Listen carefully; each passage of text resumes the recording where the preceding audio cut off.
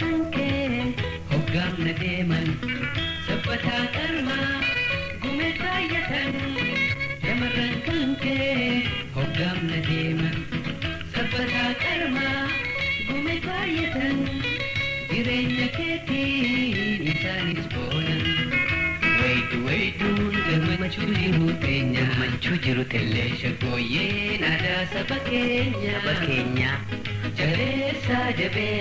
jabeessa aadaa teenya.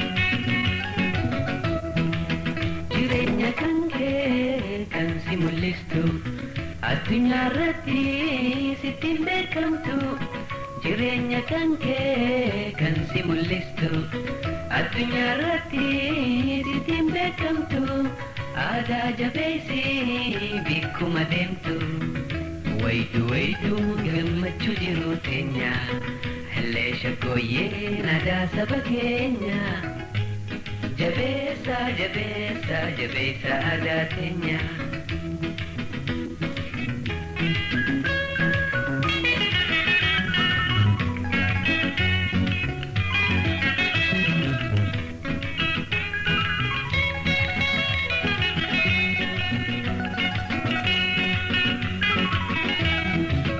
Guddina keenyaaf daawwiti taati jireenya keenyaas ni hangaasifti guddina keenyaaf daawwiti taati jireenya keenyaas ni hangaasifti dhaloota dhufuuf dabarsuu taati waydu gammachuu jiru teenya illee shaggooyyeen aadaa saba keenya.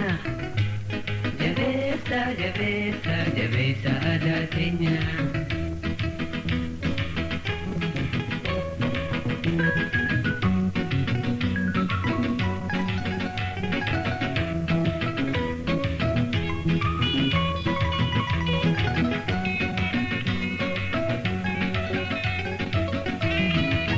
Shamarran kanke hoggam na deeman sabbataa qarmaa gume kaayyatan shamarran kanke hoggam na deeman sabbataa qarmaa gume kaayyatan jireenya keetiin isaanis boonan waydu gammachuu jiru teenya illee shaggooyyeen aadaa saba keenya.